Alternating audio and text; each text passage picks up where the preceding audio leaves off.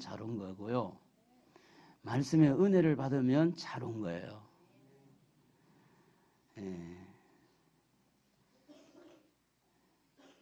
우리가 지지난주 교회는 나의 피난처다 이런 설교를 했어요.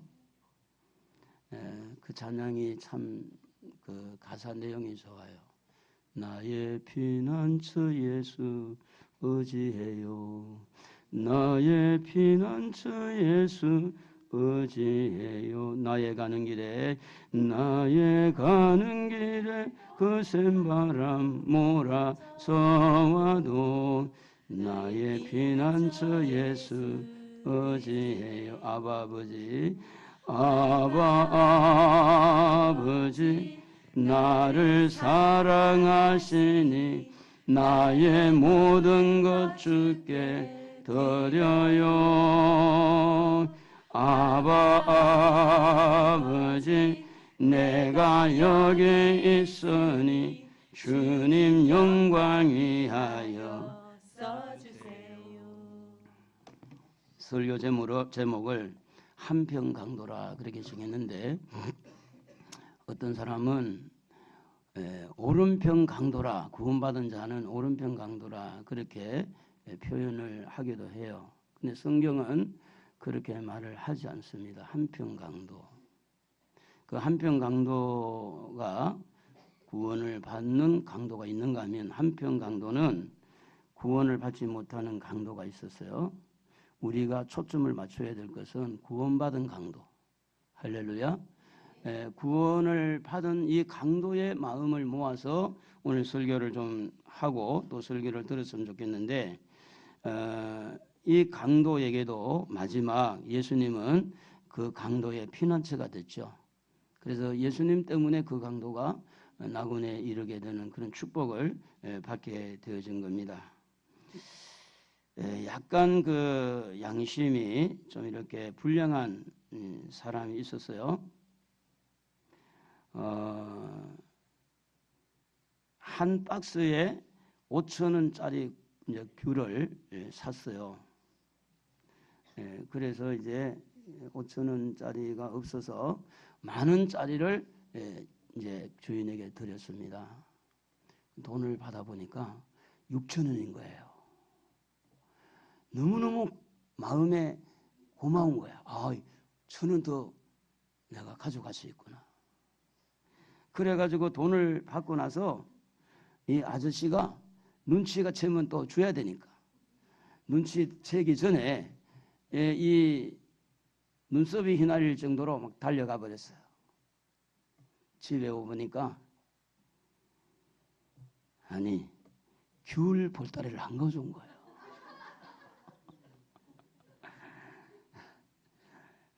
양심불량이 그걸로 끝나는 줄 알았더니 자기가 더 손해를 본 거야. 자기가. 한평강도가 구원받은 이 강도가 되었을 때 무엇 때문에 구원받게 됐느냐 그 시작을 한번 들어가 보면 그래요. 이 구원받은 이 한평강도는 자기 안에 잠재되어져 있는 그 양심의 소리를 이렇게 표현을 할 때 우리는 양심 선언이라 이런 말을 합니다. 그래서 이 양심 선언을 해서 이 한평강도가 구원을 받게 됐는데 이 강도를 향해서 성경은 그렇게 기록합니다. 행악자라고 하는 카쿠르코스라고 하는 이 단어는 주로 이제 어디에 많이 쓰였느냐 하면 로마 식민지로 있었던 이스라엘 백성들이 그 셀롯 당원들과 함께 폭동을 일으키는 그런 반역자에게 주어진 이 행악자라는 이름을 많이 사용했다고 그래요. 그렇기 때문에 이 행악자는 이 로마에 대하여 이 반란을 일으키는 주동자 있을 수도 있고 그래서 이 두 행악자가 십자가의 사형을 받을 수밖에 없는 그런 극한 처형을 받을 수밖에 없는 악한 자였다고 하는 겁니다. 그래서 이들이 그렇게 악한 일을 할 때 반란을 일으키고 할 때 살인을 하기도 하고 그리고 약탈을 하기도 하고 또 뭐 여러 가지 죄를 많이 따라서 오는 그런 죄를 지은 그런 사회이기 때문에 강도라고 이름이 붙여졌어요. 결국은 이들이 잡혀서 이제 예수님과 함께 십자가에 못 박히는 그런 현장을 우리는 보게 됩니다. 강도짓을 하면서 이렇게 사람 것을 빼앗는 것만 끝나느냐, 다른 사람을 다치게 하기도 하고 죽이기도 하고 이런 것들이 강도예요.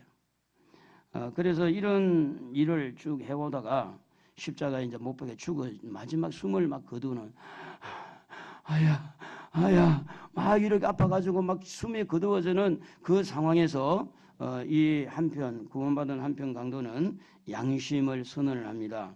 이 양심 선언이라는 것은 감추어 온 비리나 부정을 양심에 따라 많은 사람 앞에서 숨김없이 사실대로 말하는 것을 양심 선언이라고 그래요. 양심 선언. 여러분도 때로는 양심 선언을 할 때가 있었을 거예요. 모든 걸 숨기고 살지는 않았을 거란 말이죠. 그래서 이제 이 양심 선언한 사람들이 많이 있는데 그 중에 우리가 불교의 성철 스님이라는 그 유명한 분이 양심 선언한 것이 있어요. 이분은 1982년에 초파일 법의 때에 말하기를 극락이 있다고 믿는 사람은 잠잘 때 잠꼬대 하는 소리와 같다. 불교를 노인들이 죽어서 극락이나 가려고 염불을 하는 종교로 착각을 하는 사람이 많이 있는데 이러한 생각은 매우 잘못된 생각이라고 그는 말을 했어요. 중이 목탁을 치고 염불을 하면서 명의 생명을 길게 해주고 복을 준다고 하는 것은 다 거짓말입니다. 이렇게 그러니까 그 당시 불교에서는 최고의 수장이 최고의 수장. 이렇게 부처 이름을 팔아 살기 위한 수단으로 이렇게 방편을 삼는다면 그 중은 사입이요 도둑입니다. 이제부터는 절의 산신각이나 칠성각은 모두 철거하고 전생에 죄가 있어서 육살이 끼어서 애군이 타고났다는 등 모두가 미신이니 이러한 미신에서 벗어나 깨닫는 불자들이 되라는 강력한 이 설법을 하신 분이 누구냐면 이 성철 선님. 이분은 1987년에 또 석탄 이래 설법을 하면서 이런 이야기를 했어요. 사탄이여 어서 오십시오. 나는 당신을 존경하며 예배합니다. 당신은 원래 거룩한 부처님입니다. 사탄과 부처는 허망한 거짓 이름일 뿐 본 모습은 추호도 다름이 없습니다. 사람들은 당신을 싫어하고 미워하지만 그것은 당신을 모르기 때문입니다. 이렇게 고백을 할 때 기독 신자나 불교 신자나 일반인까지 너무 충격을 받은 거예요. 이게 양심 선언이라는 거예요. 죽어가면서. 죽기 전에는 많이 속였어요. 죽기 전에는 막 목탁 두드리고 막 극락에 있다고 이렇게 하면서 그래서 이제 불교는 윤회설이라고 하는 것을 그 사람들이 만들어낸 건데 그 윤회 사상에서 하는 이야기는 뭐냐면 우리가 이제 육식간제에 의해 가지고 다 띠가 되고 그래서 띠를 기독교인들은 쓸 필요가 없어요. 무슨 띠니 무슨 띠 그렇게 할 필요가 없어요. 그건 불교 용어이기 때문에. 그런데 이제 윤회설에서 돌고 도는 이렇게 그래서 이제 사람이 전생에 선한 일을 해야 이제 사람 한 번 태어나는데 그러게 이제 바로 이제 윤회사상이죠. 근데 사람이 태어나 본들 생로병사라 늙어지고 병들어서 죽게는 무슨 의미가 있겠냐. 그래서 이것이 다시 태어나지도 않고 짐승으로 태어나지도 않고 없어지는 것을 극락이라고 원래 불교에서는 그렇게 가르쳐요. 그게 극락이에요. 그런데 많은 불교인들은 그걸 쏟고 있죠. 어떤 장소가 있는 것처럼. 그래서 중생을 한다. 뭐 이 사람들이 보살이 된다. 이런 것도 열반을 한다. 이런 것들이 다 뭐냐면 뭔가 이렇게 하나를 깨닫고 이렇게 되면 바로 부처가 되는 것을 말을 하는 거예요. 그런데 이것을 사이비적으로 만들어 가지고 여기에 많은 사람을 속여 먹는 거죠. 불교인이라고. 불교 알지도 못하고 그냥 절에 가서 비나이다 이래 가지고 속는 거죠. 그래서 지난번에 우리 김영태 집사님 병원에 신방을 갔었는데 바로 옆에 중인지 보살인지 모르겠는데 불교인이 있었어요. 그래서 전도를 하니까 이분이 하는 말이 자기 절에 와서 그들 말로 말하면 헌금 시주라는 시주. 최하가 10만 원, 최하가. 교회는 가난하죠. 저보고 하는 말이. 교회는 가난하죠. 우리는 정말 부자입니다.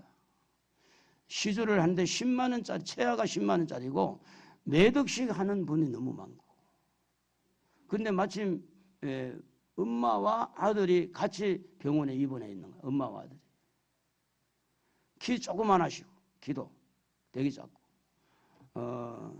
여러분 이 최고의 스님 되는 성철 스님이 양심선언을 한 것은 뭐 때문이냐. 죽음 앞에 그래도 죽음 앞에 자기가 할 말을 하겠다는 거죠. 죽음 앞에. 한편 강도가 이런 면에서 양심선언을 한 것은 그건 굉장히 중요하다는 거죠. 40절에 보면 이렇게 한편 강도가 양심선언을 할 때 하나님을 두려워했어요. 하나님을. 뿐만 아니라 41절에 보면 그는 양심적으로 이렇게 이야기할 때 옆에 있는 예수님을 욕하고 예수님을 비방하는 한편 강도에게 우리는 마땅히 우리가 벌을 받아서 그렇지만 이분은 그런 일이 아니다. 이분은 죄를 져서 그런 게 아니다. 그러면서 그가 할 말을 하는 거죠. 양심선을.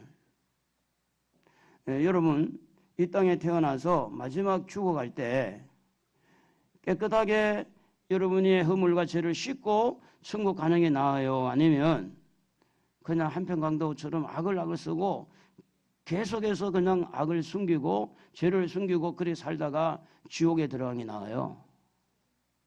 1번 할렐루야. 양심선을 하는 거예요. 제가 물어볼게요. 아직도 남편이 좀 미운 사람 손 들어봐요. 양심선언 하세요. 남편 미운 사람 사진 찍지 말라 그렇게. 남편 미운 사람 있어. 손 들어요. 우리 아내도 손 안 드나?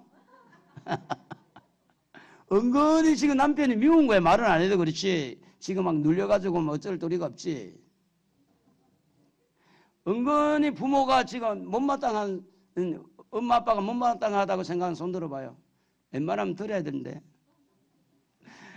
부인이 영 마음에 안 든 사람 손 들어봐요. 부인이. 오늘 이게 양심을 안 가져왔나 봐. 집에 놔두고 양심을 묻어두고 이렇게 와가지고 지금 그냥 목사님 너무 깊이 들어가지 말고 적당하게 설교하고 그냥 적당히 듣고 그냥 끝냅시다. 그런 것 같아 보니까. 너무 깊이 들어가가지고 그거 내놓으라 그러면 아유 이 곤란한데 이거 그대로 표현하기가. 그런데 여러분 보세요. 한편 강도는 악을 쓰면서 비방했다고 하는 이 비방이라는 말은 중상하다, 모독하다, 모욕하다 이런 뜻을 가지고 있는데 죄를 짓고 마지막에 숨이 거두어지는 그 가운데서도요 구원을 받지 못할 사람은 여전히 악해진 거예요. 그런데 구원받을 사람은 세상에서 어떤 죄를 짓고 나쁜 짓을 했더라도 마지막 죽어가면서 양심선언을 하면서 내가 잘못했다는 이야기를 하는 거예요. 잘못했다는 이야기. 베드로가 양심선언을 할 때 어부 출신으로서 예수님께서 그 배에 타시고 깊은 데서 그 깊은 데로 가서 그물을 내리라 할 때 가서 그물을 내렸더니 어떻게 됐어요? 그물이 막 찢어질 정도로 2배에 가득 찼다는 말을 했어요. 그때 이 베드로가 양심선언을 하는 거죠. 주여 나를 떠나소서 내가 죄인입니다. 누가복음 5장 8절에 그렇게 예수님 앞에 무릎을 꿇고 주여 나를 떠나소서 나는 죄인입니다. 그전에는 잘 몰랐어요. 예수님의 능력 앞에. 예수님의 그 큰 능력 앞에 도대체 나는 누구인지를 이렇게 안 거예요. 나는 죄인입니다. 누가복음 18장 13절에 보면 이 바리새인의 기도와 달리 세리의 기도는 세리는 멀리 서서 눈을 들어서 하늘을 쳐다보지도 못하고 다만 가슴을 치며 이르되 하나님이여 나를 불쌍히 여기소서 나는 죄인으로소이다. 이게 뭐냐면 자기 안에 있는 죄를 덜추어내는 양심선언이라고 그래요. 양심선언. 그동안에 이 한편 강도가 숨기고 살았죠. 적당하게 죄를 짓고 적당하게 숨기고 적당하게 내 나름대로 그 틈바구니 속에서 내가 살아남기 위해서 그래서 때로는 사기를 치고 때로는 강도짓을 하고 나쁜 짓을 하면서 이렇게 살아왔는데 마지막 죽음 앞에 하나님을 두려워한 거예요. 하나님을 두려워할수록 하나님 앞에 자기의 연약함, 자기의 부족함, 자기의 허물을 내놓기가 좋아요. 왜냐하면 하나님을 두려워하는 마음을 누가 주느냐? 성령이 주시는 거죠. 이 부분에서 성령이 역사했다는 말은 없지만 제가 이제 경험한 바에 의하면 이런 양심 선언에는요 성령이 개입을 하게 돼 있더라고. 우리 아이가 이제 우리 여기 오전도사가 어릴 때 이 조그만한 자동차 한 뼘도 안 되는 반 뼘 정도 되는 장난감 자동차 바퀴가 도망가고 없는 거예요. 그래서 저희 어머니를 모시고 내동에 침 맞으러 간 거예요. 이분은 침수를 하면서 하는 부업이 뭐였냐면 조그만한 바퀴, 아주 눈에 잘 안 보일 정도 조그만한 바퀴, 고무바퀴를 만드는, 이렇게 만든 게 아니라 그때는 부업을 하고 핀센터로 빼가지고 이제 부업을 하고 있는데 그걸 제가요 세상에 4개를 훔친 거야. 4개를 훔쳤는데요. 그냥 모른 척하고 넘어가면 얼마나 좋아. 그 가격을 치봤자 뭐 얼마나 되겠어요. 그게 100원이 되겠어, 200원 되겠어. 얼마 안 될 텐데. 그런데요. 성령님이 가만히 안 계시더라고. 야, 네가야 목사가 돼가지고 주인 허락도 없이 그거 네가 몰래 가져왔잖아. 뭐라 하더라고. 그래가지고 이제 일주일을 지나야 또 이제 일주일 만에 이제 가야 되잖아요. 근데 그 일주일이 너무너무 긴 걸 느끼는 거예요. 빨리 가서 양심선언을 해야 되는데, 그래가지고 이제 그 다음에 어머니를 모시고 침 맞으러 가가지고 제가 이제 이렇게 4개를 훔쳐왔습니다. 갖다 드렸어요. 별로 감이 없나 봐. 그러니까 내 마음이 얼마나 편한지 몰라. 그렇게 하고 난다. 우리는요, 이게 쉬운 것 같지만 숨기는 거는 내가 어떻게 하든지 숨기려고 그래요. 근데 그것을 누구 앞에 드러내는 거는 굉장히, 이것은 자기 힘으로 하기가 많이 어려운 부분이 있어요. 왜냐? 창피하잖아요. 네? 자기 얼굴이 화끈거릴 수 있잖아요. 자기의 부끄러움을 내놓는다는 거. 여러분, 양심선언은요 그냥 보통 사람의 비유 맞춰가지고 얼버무리는 게 아니에요. 자기 안에서 고민하고 있는, 자기 숨기고 있는 그 마음, 내가 지금 마음을 나쁘게 먹고 있는 그 마음, 내가 누군가를 숨기고 지금 엉뚱한 생각하고 있는 그 마음, 하나님 보실 때 하나님이 이건 아닌데 하나님이 보실 때 안 좋은 그런 것들을 내 마음에 숨긴 것을 이렇게 오픈해서 다른 사람에게 이렇게 하면서 내가 창피당하는 거예요. 내가 창피당. 이게 양심선언이 안 이루어질 때 한평강도 악을 쓰고 끝까지 악을 쓰고 이 사람은 지옥불에 들어갈 수밖에 없죠. 옆에 분하고 한번 해봐요. 에? 양심선. 내가 너무 불평했다고. 조금씩 했잖아요. 원망했다고. 사실은 신랑이 미웠다고. 자고 있는 신랑을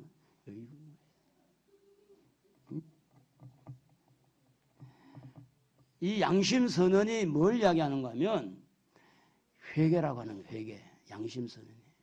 오늘 사랑하는 성도 여러분, 너희 죄가 주홍 같을지라도 눈과 같아지는 것은, 너희 죄가 진홍같이 붉은 것이 양털같이 희어지는 것은 바로 양심선언을 해서 회개할 때 이루어지는 줄로 믿습니다. 예수님은 의인을 부르러 온 것이 아니라 죄인을 부르러 왔다 그랬어요. 그렇기 때문에 죄인이 용서받는 것은 뭐냐면 내 안에 숨기고 있는 것들을 내가 이렇게 표현하는 거. 내가 잘못했습니다. 내가. 한평강도는요, 자기 안에 그동안에 이렇게 숨겨져 있는 이 부분들을 주변의 상황과 이렇게 그 전체적인 흐름을 구분을 할 수가 있었는데, 다시 말하면 옆에 있는 강도가 악을 쓰고 예수님을 비방하는데 따라가지 않았다는 이야기예요. 누가 옆에서 원망할 때 원망을 따라가지 않았다는 거예요. 누가 옆에서 미워할 때 미움을 따라가지 않았다는 거예요. 무슨 자격이냐면 나의 이치, 나의 어떤 그런 상황을 잘 파악해서 내가 이 부분은 내가 잘못한 것을 나는 시인하고, 다른 사람이 이렇게 여러 사례인 가더라도 나는 그게 전체적인 흐름을 따르지 않겠다. 많은 무리 가운데 쏠려서 도대체 뭔지도 모르고 따라가지 않겠다. 그는 마지막 숨이 멎어가는 가운데 진정한 자기 자신을 찾은 거죠. 마지막이지만 자기를 포기하지 않는 모습은 굉장히 좋은 모습이에요. 이제는 죽으면 끝난다라고 생각할 수 있는데, 이제는 나는 끝이다라고 생각할 수 있는데, 그 마지막 자기 자신에 대해서 굉장히 좀 어떻게 보면 진정한 자기애를 가지고 있는 거예요. 자기를 사랑하는 거죠. 사람들이 여러분을 누구라고 묻는다면 뭐라고 대답해야 되죠? 하나님이 여러분에게 누구냐고 물으면 우리는 뭐라고 대답해야 돼요? 이 시간에 하나님 앞에 여러분이 누구인지 여러분의 양심에서 나오는 그 고백이 하나님 앞에 들렸으면 좋겠어요. 양심의 소리. 이 중에는 목회자에 대해서 이렇게 좀 불평한 사람도 있었다고는 봐요.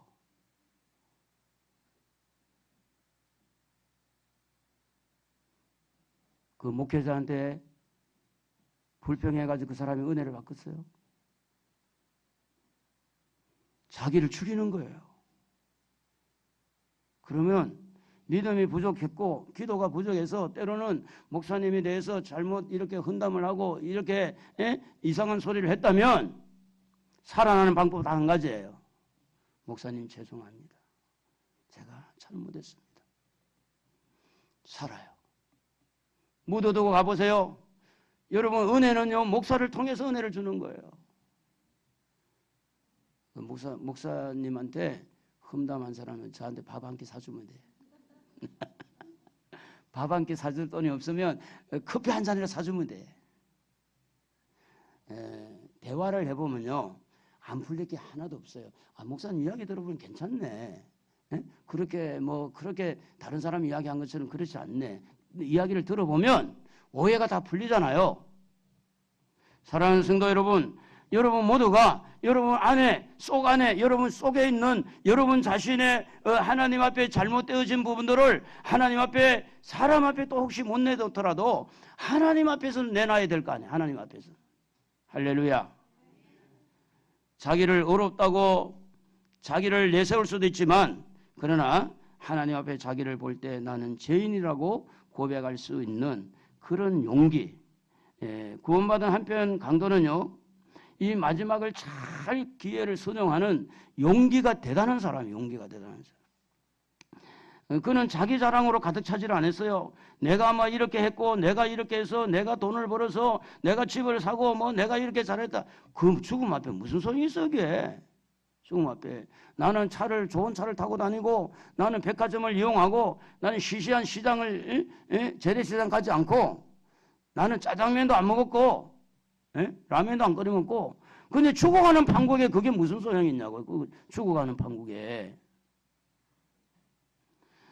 그러니까 이 한편 강도는요 지금까지 자기가 어떻게 살았더라도 이 마지막 기회에 내가 살고 싶은 마음, 구원받고 싶은 마음, 내가 천국 가고 싶은 마음, 그 말은 뭐냐면 평소에 나름대로 복음을 들었다는 거예요. 당신의 나라에 들어갈 때 나를 생각해달라, 기억해달라는 말은 이미 예수님을 통해서 또 누군가를 통해서 나름대로 복음이 들어갔다는 거죠. 그래서 누가복음 23장 42절에 보면 이르되 예수여 당신의 나라에 임하실 때에 나를 기억하소서. 당신의 나라는 하나님의 나라잖아요.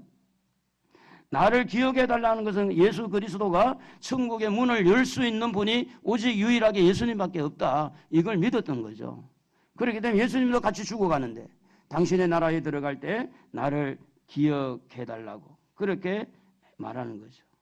이렇게 자기 양심 선언을 하는 그 중요한 요소에는, 중요한 이치에는 뭐가 있었느냐 하면 자기 성찰이라는 게 있었다는 겁니다.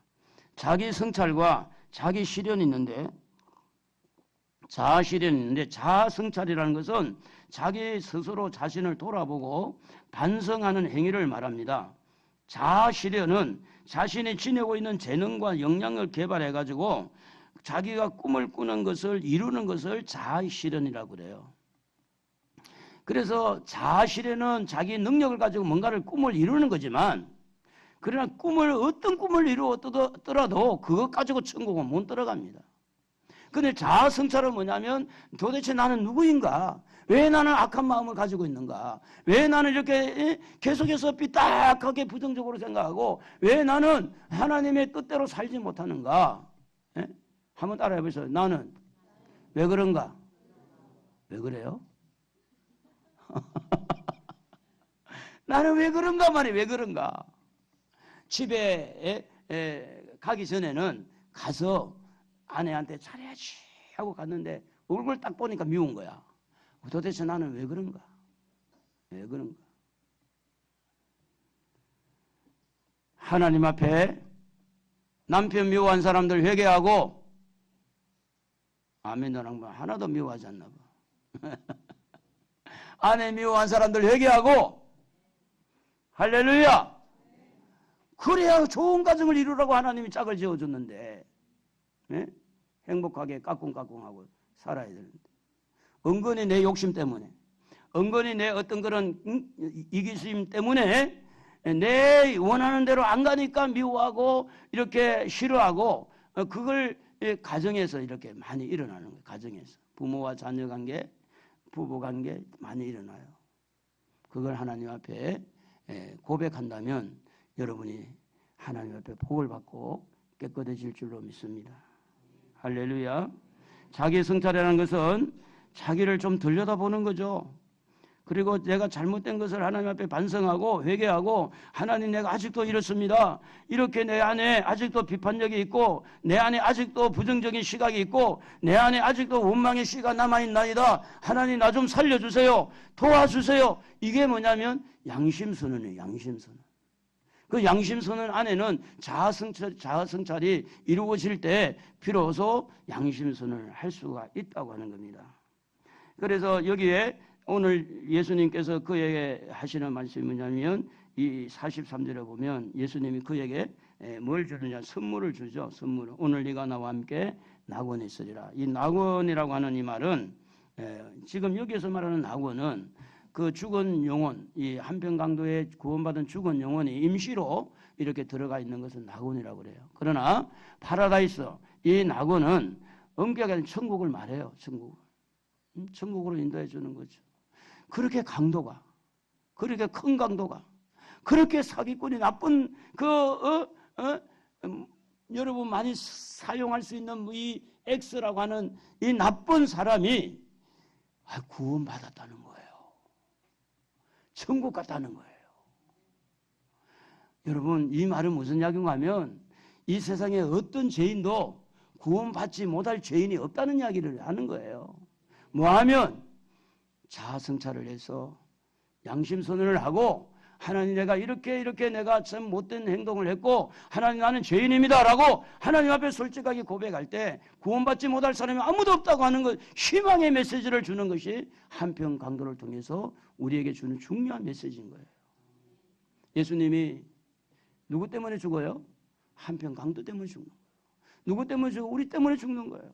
예수님이 십자가에 피 흘려서 죽은 그 죽음의 귀한 뜻과 양심선언을 하고 예수님 당신의 나라에 들어갈 때 나를 기억해달라고 하면서 회개하는 한편 구원받은 이 강도와 예수님의 그 십자가에 도하고 맞아떨어지는 거예요. 맞아떨어지는 거예요. 그래서 강도가 구원을 받았어요. 옆에 분하고 인사합시다. 강도보다 훨씬 낫죠? 그러면 여러분은 구원 바꿨어요? 못 바꿨어요? 사람 죽여본 사람 있어요? 쉬운 게 아니에요. 이 강도는 사람까지 죽일 수 있잖아요. 사람 죽여놓고 구원받는 거 쉬운 거 아니에요. 풍림 아파트 제가 복음을 전하다가 한 분 이렇게 예수님을 영접시키고 이렇게 하는데, 그분은 6.25 때 사람을 20명인가 26명이 죽였다는 거예요. 그래서 그는 평생 동안 나는 사람을 죽인 사람이야. 예수님을 영접시켰더니 눈물을 톡톡 흘리는 눈물. 정말 나는 죄인인데 도무지 구원을 받을 수 없는 죄인인데 예수님은 누구냐? 그 죄인을 위해서 십자가에 죽으신 분이 예수님이에요. 이 강도도 구원을 받은 판국에 왜 우리가 구원을 못 받겠어요? 그 말은 뭐냐면 내가 내 자신을 들여다보지 않고 나는 의인인 채, 나는 착한 채, 아닌 거 모르면서도 아는 채 이렇게 자기 자신의 양심선을 안 해서 그런 거지. 양심선을 하게 되면 구원의 길이 열린다. 할렐루야. 예수님이 아무한테나 구원의 선물을 준 거 아니에요. 한평강도처럼 자아성찰을 해서 내가 잘못됐고 내가 이렇게 죄인입니다 하고 예수님에게 그 자기 자신의 상태를 그대로 선언을 할 때 예수님이 그에게 용서를 선물을 주잖아요. 구원을 선물로 주잖아요. 천국을 선물로 주잖아요. 그러나 거기에서 끝나는 게 아니라 이 한평강도를 보면서 많은 사람들에게 영향력을 끼칠 수 있는 그 강도가 죽어가면서 무슨 영향을 끼치겠어요.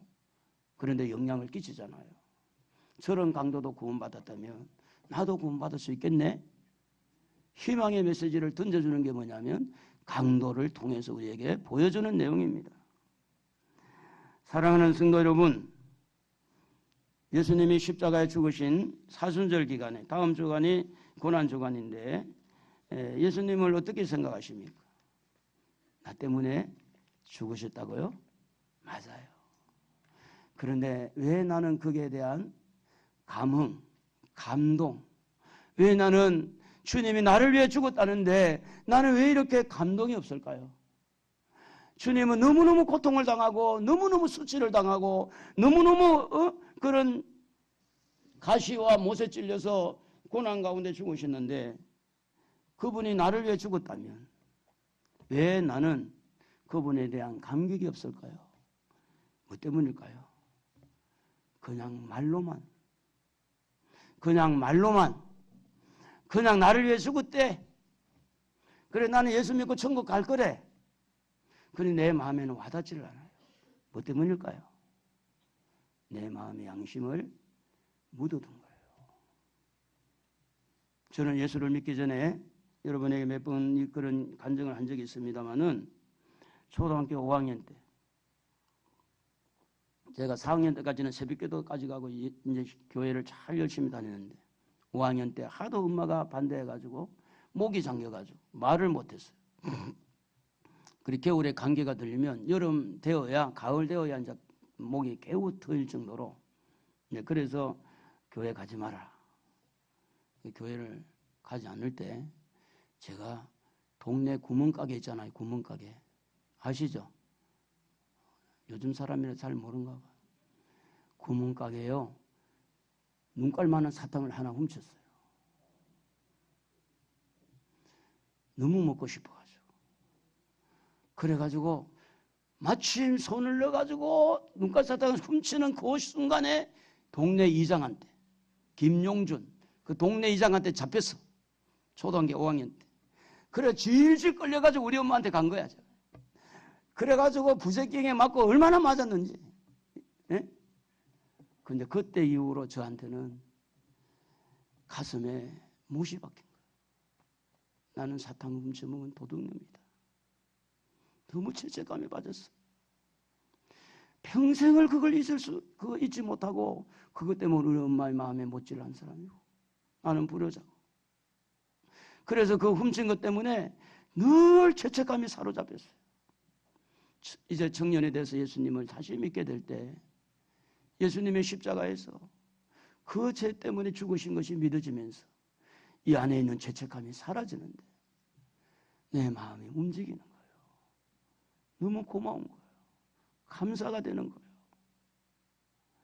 왜 우리는 예수님이 나를 위해서 죽으셨는데도 불구하고 구경꾼이 되고 예수님이 나를 위해서 십자가에서 피 흘렸는데도 불구하고 나의 죄 때문에 대가를 지불한다 그 고난을 당했는데 왜 우리는 예수님과 왜 이렇게 밀접한 관계가 이루어지지 않느냐? 단 하나예요.